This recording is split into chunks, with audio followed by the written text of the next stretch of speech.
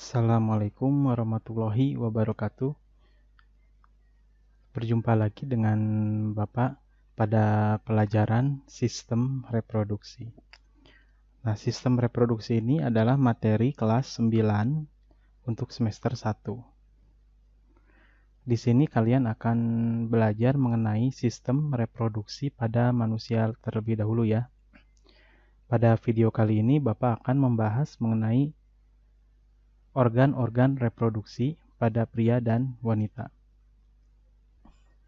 Nah, di sini ada organ reproduksi laki-laki ya. Terlihat pada gambar di sini. Ini adalah organ-organ reproduksi pada laki-laki. Nah, ini sayatan melintang dari tubuh laki-laki ya. Jadi di sini bisa tampak organ-organ reproduksi dari laki-laki. Dan ini bagian depannya ya. Bagian tampak dari bagian depan, atau lebih tepatnya ini tampak dari bagian atas ya, sebetulnya depan tapi bagian atasnya. Nah, di sini bisa dilihat organ-organnya mulai dari luar ya, dari yang tampak di luar tubuh itu adalah ini penis dan skrotum ya. Nah, di dalam skrotum ini ada testis ya. Jadi skrotum ini berupa kantung ya. Kantung yang di dalamnya ada sepasang testis. Ini ada 2 testisnya. Jadi kalau tampak kalau dari sayatan seperti ini ya. Tampak seperti ini, jadi ada 2 testisnya ini. Ya, jadi testis ini ada di dalam skrotum. Nah, kemudian di dalam skrotum juga ya, di yang nempel ke testis ini ada namanya epididymis ya, organ epididymis. Kemudian dari epididymis ini ada saluran ya, saluran disebut dengan vas deferens. Saluran ini salurannya menuju kemana? Nah, menuju ke kelenjar prostat ya. Nah, ini ada kelenjar prostat dari saluran. Nah, di sini ada kandung kemih ya. Di sini tempat ditampungnya urin ya. Ini pada bagian sistem ekskresi. Nah, kemudian dari saluran ini, jadi dari testis ini nanti ada yang mengalir ke saluran ini ya. Nah, ke kelenjar prostat. Kemudian di sini ada semacam saluran pertigaan ya. Dari kandung kemih ini keluarnya urin atau air kencing. Nah, di sini kemudian ada yang warna merah, yang ini seperti yang ini ya. Nah, ini namanya kelenjar borburetral. Nah, di sini ada vesicula seminalis ya. Nah, ini vesicula seminalis. Jadi ini kan vas deferens saluran. Nah, jadi ketika ke sini, di sini ada kantung vesicula seminalis. Nah, kemudian dari sini ada saluran lagi. Nah, yang ini. Atau kalau dari sini yang saluran ini disebut dengan uretra ya. Saluran keluar tubuh. Nah, ini bagian reproduksi laki-laki. Nah, apa fungsi dari organ-organ tersebut? Kita lihat di fungsi dari organ-organ tersebut. Nah, alat kelamin laki-laki itu keseluruhan ya, secara umum berfungsi untuk menghasilkan gamet jantan ya, gamet jantan, yaitu spermatozoa atau sperma. Jadi ini sel kelamin, gamet itu sel kelamin yang disebut dengan spermatozoa atau sperma. Nah, alat kelamin luar pada laki-laki itu berupa penis ya. Penis itu yang ini. Nah, ini penis. Fungsinya sebagai alat kopulasi atau alat persetubuhan. Kemudian yang bagian dalam ya, itu ada yang namanya testis. Jadi testis itu merupakan tempat pembentukan sel kelamin jantan, spermatozoa, dan hormon kelamin, testosteron. Pada testis terdapat pembuluh-pembuluh yang disebut tubulus seminiferus. pada dinding tubulus seminiferus terdapat calon-calon sperma atau spermatogonium sebutnya yang diploid. Di antara tubulus seminiferus terdapat sel-sel interstisial atau sel Leydig yang menghasilkan hormon testosteron. Sel Sertoli terdapat di dalam testis yang berfungsi menyediakan makanan bagi spermatozoa. Jadi ini intinya gini aja ya. Dalam testis ini ya ada tubulus seminiferus ya. Jadi ada saluran-saluran ini di mana di dalam testis ini dihasilkan sel sperma. Nah, kemudian selain sel sperma juga dihasilkan hormon laki-laki yang disebut dengan hormon testosteron. Nah, Bapak tidak akan jelaskan lebih detail, nanti kita penjelasannya ke video yang berikutnya ya. Ini hanya Bapak menjelaskan organ reproduksi pada laki-laki, hanya sebatas organ dan fungsinya terlebih dahulu ya. Nah, jadi diulangi. Di dalam testis ini dihasilkan sel sperma, juga dihasilkan hormon testosteron, ya, juga dihasilkan zat-zat makanan untuk membentuk sel sperma. Ya, jadi yang namanya sel sperma itu tidak langsung jadi sel sperma, jadi ada tahapan-tahapan yang disebut dengan spermatogenesis. Nah, disinilah dihasilkan sel sperma di dalam testis. Kemudian ada yang disebut saluran reproduksi. Saluran reproduksi ini terdiri dari ductus epididymis, yaitu tempat pematangan sperma. Nah, ini ada saluran reproduksi, ini saluran disebut dengan epididymis. Jadi sperma yang sudah dihasilkan dari sini dimatangkan di epididymis, yaitu tempat pematangan sperma ya, epididymis. Kemudian fasa deferensia yang merupakan suatu saluran untuk mengangkut sperma ke vesikula seminalis atau kantong sperma. Nah, jadi di sini ada saluran yang disebut dengan vas deferens. Jadi sperma yang sudah matang di epididymis kemudian diangkut menuju, nah ini vesikula seminalis ya. Ini jadi sperma yang sudah matang ke sini, diangkut menuju ini. Nah, ini vesikula seminalis. Kemudian ada kelenjar kelamin pada alat kelamin dalam laki-laki. Nah, kelenjar kelamin itu ini, kelenjar prostat, kelenjar borboretral, nah, dan vesikula seminalis itu sendiri, itu berupa kelenjar ya. Jadi dalam vesikula seminalis itu menghasilkan 60% dari volume total semen. Cairan ini berfungsi untuk memberi makan sperma ya. Jadi cairan yang dihasilkan vesikula seminalis itu untuk memberi makan sperma, karena sperma ini kan bergerak membutuhkan energi. Jadi sperma itu ada bentuknya, ada ekor ya, ekornya sebagai alat geraknya. Nah, kalau misalkan sel bergerak itu kan butuh energinya dari makan kan. Nah, makan yang dimaksud ini makanan sel ya, dan dihasilkan oleh vesikula seminalis. Kemudian ada kelenjar prostat. Dan kelenjar prostat ini ya. Nah, ini kelenjar prostat yang ini. Untuk apa kelenjar prostat?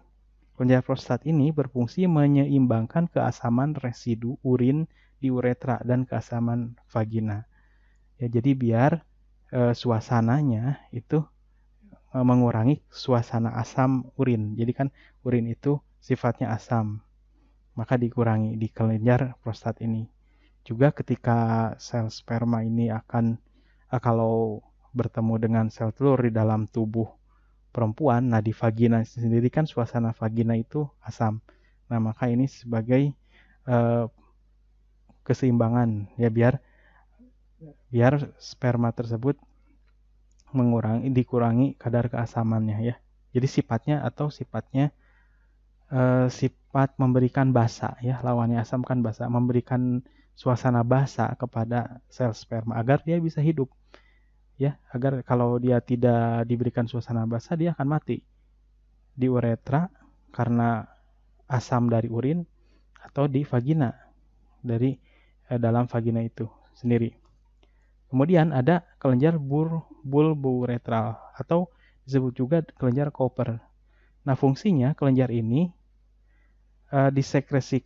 kelenjar ini kental, sifatnya kental ya, dan disekresikan sebelum penis mengeluarkan sperma dan semen. Jadi kelenjar yang sifatnya kental ya. Makanya kalau air mani itu kan kental ya, bentuknya kental karena air mani sendiri itu sebetulnya isinya adalah sperma, terus ada cairan dari vesicula seminalis, ada cairan dari kelenjar uretral itu sendiri, dan juga sifatnya adalah suasananya basa karena kelenjar prostat itu menyeimbangkan keasaman, jadi si sperma itu ya atau air mani itu suasananya basah. Nah, kemudian organ reproduksi wanita. Nah, ini penampang bagian samping itu organ reproduksi wanita. Nah, organ reproduksi wanita itu sebagian besar itu berada di dalam ya, dalam tubuh. Nah, bisa dilihat di sini. Ini yang dari sini dulu ya. Nah, pada perempuan itu ada yang disebut dengan uretra ya.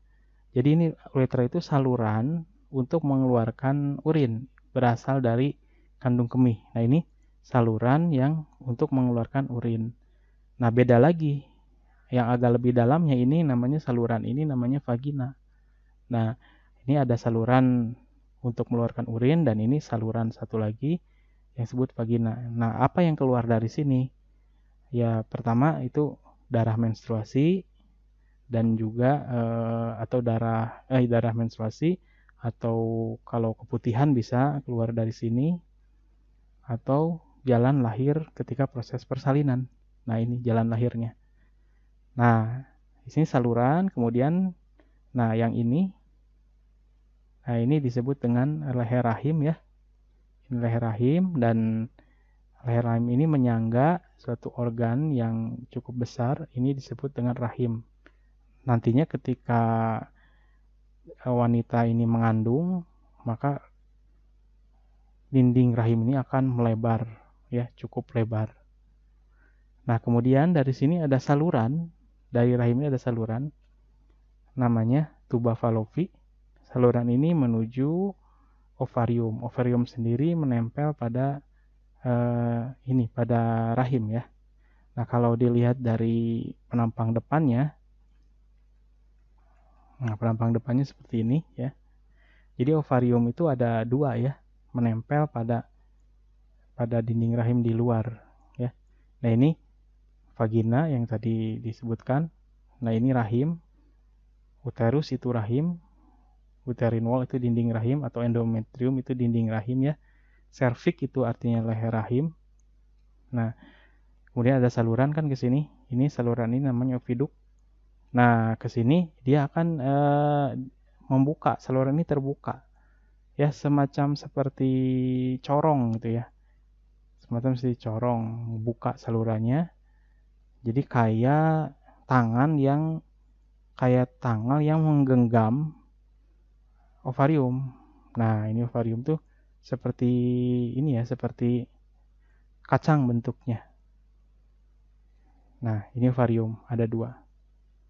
Atau indung telur. Oke, sekarang kita simak fungsi dari organ-organ reproduksi perempuan. Nah, alat kelamin wanita, perempuan atau wanita. Pertama, ini alat kelamin yang bagian luar ya.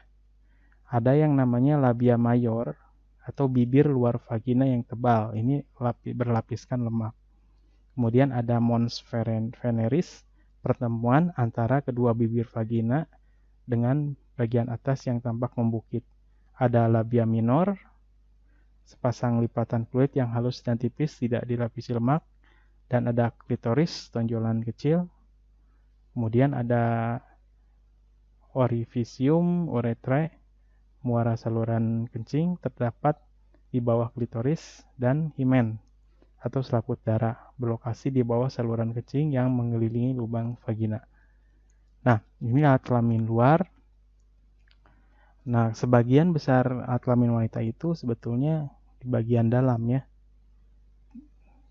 Tampak lebih sedikit dibandingkan alat reproduksi pada laki-laki. Nah, pada bagian dalam itu sendiri ada yang namanya indung telur atau ovarium. Nah, yang tadi ya, ini ovarium. Nah, ada 2 ovariumnya. Fungsinya ya jumlahnya sepasang ya, terletak di rongga perut. Ovarium diselubungi oleh kapsul pelindung dan mengandung beberapa folikel. Tiap folikel mengandung satu sel telur yang diselubungi oleh satu atau lebih lapisan sel-sel folikel. Folikel adalah struktur seperti bulatan-bulatan yang mengelilingi oosit dan berfungsi menyediakan makanan dan melindungi perkembangan sel telur. Nah, jadi di dalam ovarium ini ada yang disebut folikel. Nah, folikel ini dia nanti berkembang ya. Berkembang dan mengeluarkan sel telur. Nah, jadi dalam folikel itu nanti ada sel telur yang bisa keluar dari ovarium. Nah, perkembangan folikel ini disebut dengan oogonium ya. Prosesnya. Insya Allah nanti pada video berikutnya Bapak jelaskan apa itu oogonium atau tadi pada laki-laki apa itu spermatogonium. Nah, jadi folikel ini berkembang dan menghasilkan sel telur. Selain dari penghasil sel telur, juga ovarium ini menghasilkan hormon wanita ya.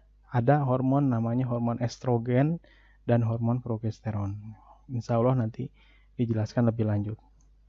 Nah, jadi fungsinya ovarium ini berfungsi mengeluarkan sel telur. Kemudian ada oviduk ya. Tadi oviduk itu tuba Fallopi. Jadi saluran telur berjumlah sepasang. Saluran oviduk menghubungkan ovarium dengan rahim atau uterus. Ujung oviduk berbentuk corong berumbai-umbai fimbre. Maksudnya ini ya.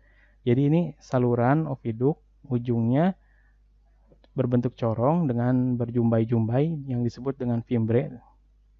Nah ya, fimbre ini berfungsi menangkap ovum. Ovum itu adalah sel telur ya.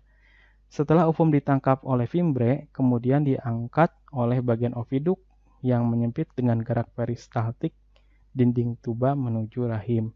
Jadi ketika sel telur ini keluar dari ovarium, kemudian ditangkap sama fimbre tadi. Nah, seperti corong ditangkap. Nah, kemudian dengan gerak peristaltik si ovum ini dia bergerak ke sini menuju rahim. Itu setelah keluar menuju saluran ini menuju rahim ya. Nah, apa itu uterus atau rahim? Nah, rahim hanya satu ruang dan berotot tebal. Rahim bawah mengecil dan dinamakan dengan leher rahim, cervix uteri. Sedangkan bagian yang besar disebut badan rahim atau corpus uteri. Rahim tersusun atas 3 lapisan, yaitu perimetrium, myometrium, dan endometrium. Uterus merupakan ruangan untuk pertumbuhan dan perkembangan janin. Ya, jadi ini ruangan ya. Rahim ini ruangan, dinding ototnya sangat tebal ya. Nah, endometrium itu adalah dinding yang bagian dalam. Ya, jadi ada 3 lapisan tadi kan. Lapisannya perimetrium, myometrium, dan endometrium. Nah, disinilah nanti tumbuh dan berkembangnya janin ya. Kemudian ada vagina. Vagina adalah sebuah tabung berlapiskan otot yang membujur ke arah belakang dan atas. Vagina berperan dalam mempermudah jalan yang dihasilkan oleh dinding vagina dan kelenjar Bartholin. Ya, jadi ini saluran sebagai jalan lahir ya. Nanti kan kalau misalkan janin ini tumbuh dan berkembang ya, ketika dilahirkan itu kan menuju ke sini. Kalau persalinannya normal, kecuali kalau persalinannya dengan operasi sesar ya, tidak menuju ke sini, langsung dibedah ya di rahimnya. Baik, Bapak akan perlihatkan alat-alat reproduksi yang tampak melalui 3 dimensi ya. Nah, di sini ada software yang disebut dengan Human Anatomy Atlas ya. Nah, kita lihat yang bagian perempuannya, alat reproduksi yang bagian perempuan. Nah, yang ini. Nah, ini alat reproduksi bagian perempuan. Kita lihat. Oke, kita perbesar. Nah, ini ya. Nah, seperti ini. Jadi, ini alat reproduksi yang bagian luarnya. Kalau kita klik, nah, ini namanya labia minor ya. Nah, ini vestibul. Nah, ini bagian luarnya ya. Nah, untuk bagian dalamnya tadi yang sudah dijelaskan. Nah, ini disebut dengan vagina ya. Vagina itu saluran tuh kan. Saluran keluar. Nah, vagina. Nah, yang ini rahim ya. Nah, ini rahim. Nah, ini rahim. Nah, kan ada saluran ke sini kan? Tuh, disebut dengan tuba Fallopi ya, yang ini saluran tuba Fallopi. Nah, yang ini tampak dari belakang ya. Nah, ini tadi ovarium ya. Ada 2. Nah, gini. Ini alat reproduksi perempuan. Nah, tuba Fallopi. Nah, yang ini fimbre ya. Nah, seperti corong tadi. Ini fimbre. Kiri dan kanan juga.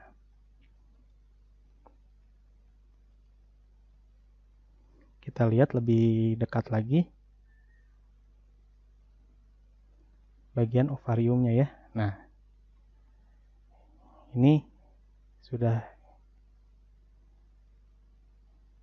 Nah, ini sudah dilepas ya.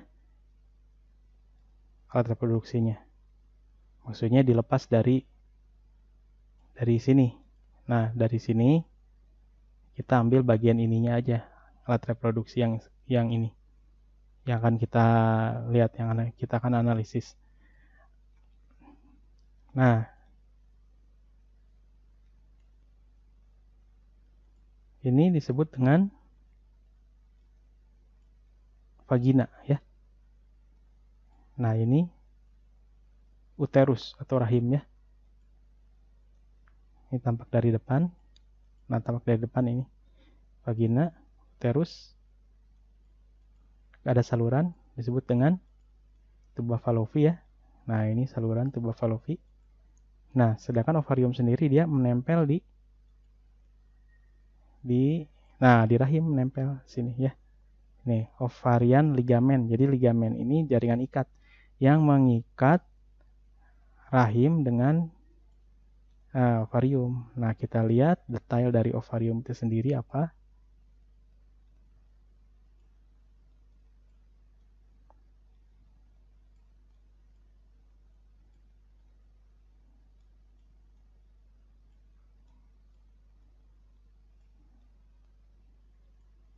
Nah, kita lihat lebih detail lagi. Nah, yang ini ya.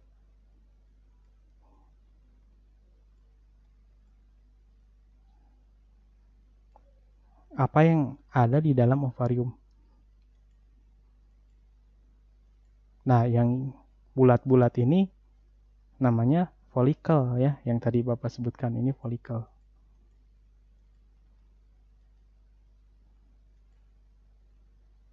Nah, ini ya.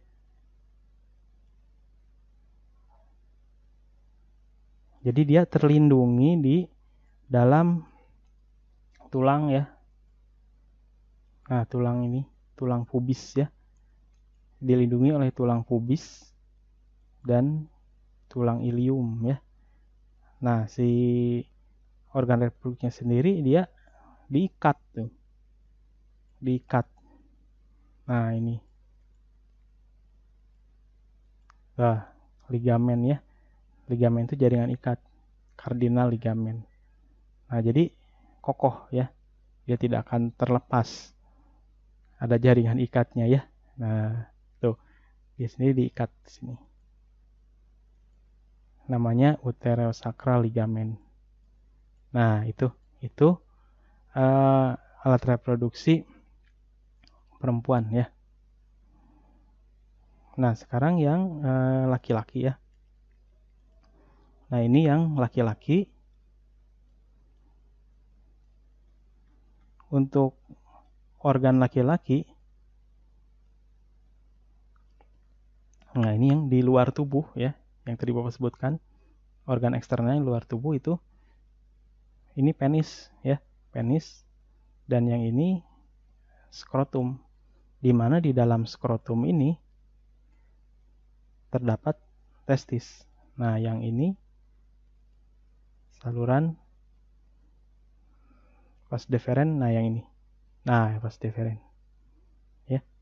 Nah, menuju kemana vas deferens? Nah, vesicula seminalis ke sini. Ini adalah kelenjar prostat ya, yang tadi sudah disebutkan. Nah, dari sini kan di sini dihasilkan, nah di testis ini dihasilkan sperma. Nanti sperma ini bergerak ke saluran ini vas deferens menuju vesicula seminalis, kemudian kelenjar prostat. Nah, kemudian dikeluarkan ke dalam saluran uretra yang terdapat di dalam penis. Nah, itu ya. Kita lihat bagian lebih detailnya. Nah, ini testis. Testis ini berada di dalam skrotum. Nah, ini testis. Ini, nah yang ini epididymis. Nah, yang ini. Ini saluran vas deferens ya. Nah, ini alat reproduksi laki-laki.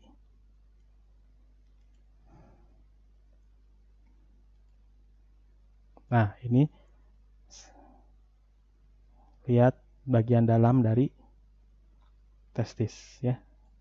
Nah, saluran yang ini, yang saluran-saluran ini, tubulus seminiferus namanya. Jadi dalam testis ini ada saluran-saluran kecil ya. Nah, ini epididymis untuk pematangan sel sperma yang tadi. Nah, ini vas deferens ya, ngalir spermanya ke sini, vesicula seminalis, kemudian ke kelenjar prostat. Ini kelenjar ini namanya kelenjar uretral ya, yang penghasil cairan lengket itu ya. Nah, nanti ke sini, ke saluran uretra yang ada di dalam penis. Ya, baik, itu saja yang bisa Bapak jelaskan mengenai organ-organ reproduksi pada laki-laki dan perempuan.